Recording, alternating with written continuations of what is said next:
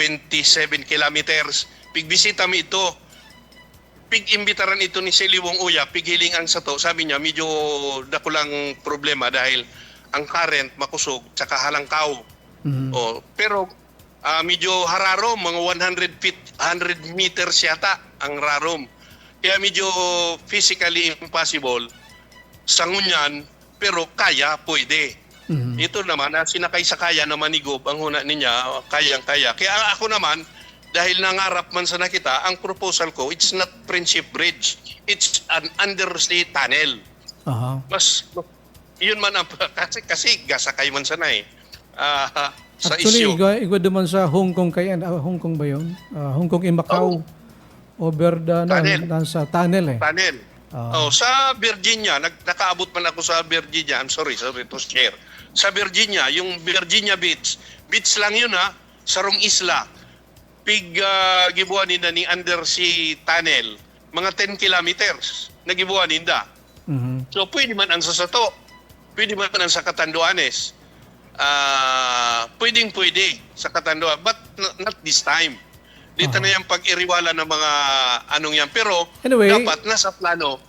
Nasa comprehensive plan siguro for future yan. Kasi bako man talaga overnight yan. And we hope na bako lang sarong kahiro, including the SP and the congressman, siguro magkaigwanin sarong boses, kaning saro ang hiro.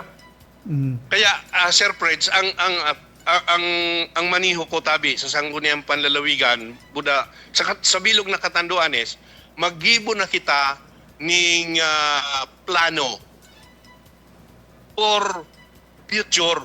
Gibuon ta na ang plano. Bakong ang plano ta, baging plano nin ukay. Magibo kita ning, mapahiling kita ning litrato ning hospital. Gibuon ta na ang buong plano. Halimbawa, magkaigwa kitang hospital sa Birak, hospital sa Pandan, hospital sa Bagamanok. Wholesome ng na plano, yung talagang iyon maski si Sai pa man ang magtukaw dyan, iyan ang susundon. Ano po kayo tabi sa inyo? Yung parang may years yan long-term plan na nakalagay ka agad para sumasunod na administration, susundan yon. Yan, Yun ang pig-propose ko kay Gobernador, pero nagkuha man siya nin grupo na inot na siya. Di man kita nakipag-inutan sa inya. Basta ang sabi ko na, magkaigwa na kita nin holistic plan nin Catanduanes.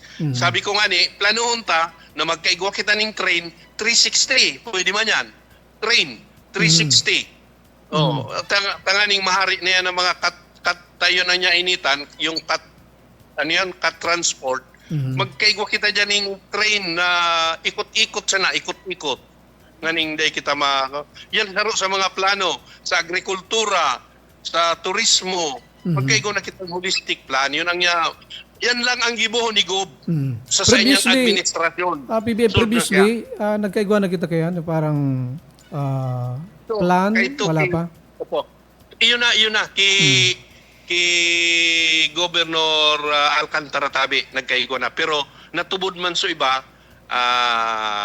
dahil halimbawa ining yung tinampo circumferential kabali ando man sa plano nangyari na and planoan ang brainchild man kan circumferential Berceles yata during that time Alcantara. Opo. So ibig sabihin daing masama nag-aisip nin halangkaw na pangarap basta piga dokumentado, comprehensive plan, and igwanin na follow-up kada administration. Kaya siguro, Sir Perch, kung makaulay mo pa si Gobernador, taday man na yan sa Gatubod, baka pwedeng sabihin mag-sit down, maski day na siya mag-urual daw magpunta sa magpasikat doon sa mga kamidbid niya sa Manila, or ipi-Facebook niya, tukawan mi na lang ang holistic planning probinsya. Gabos na lado ning agrikultura, infrastruktura, gabos niyan ilatag na. Yan lang ang pinakang... Or tabi PBM, actually gali sa executive ang plano Ibig sabihin, magplano siya, tapos i-deliberate, pagtukawan kang SP, buda executive. Uyo, otorisado mi naman siyang gumibo ng plano eh. Aha. In fact, yan ang plano ng SP na magkaigwa siya ng holistic plan. Mhm. Para tapos, ang halimbawa, ining, dahil sa kaya niya na naman ang health, pero kulang kita ng kuwan dyan ha, maski paracetamol daw, dakol nang reklamo. So dialysis, dahil man naaayos ni gobernador, baka mapangapudan mo man tabi si gobernador. Opo. Kayan.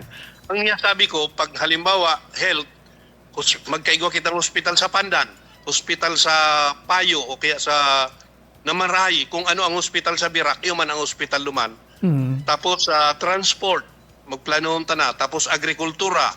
Tapos gabos na ang gulo nin pagkabuhay. Alright. Planoon ta na. PBM, araw kini, siguro may parang parallel measure. Pwede man yan na sa SP, gawa man yung mga plano sa science committee, anong comprehensive plan for short and long term, then magkakaigwa ka muna parang mag-sit down yung both sides. Kasi kung may plano man so executive, di at least mag-correlate, yan igwanin ibabang ka uno sukada sa ro, di ba? Ano plano Opo, kay SP? Pwede man siguro mag-create ng grupo. Pwede, Pwede, para sa roon pwede may representative from other sectors ang unang palalawigan, then executive, para comprehensive. Para bakong halawig kasi kung magkahiwalay medyo masakit eh. Pwede yan. Pwede tabi yan. Alright. Oo, pwede. Anyway, nahiling ko yung mga possible na mangyari kasi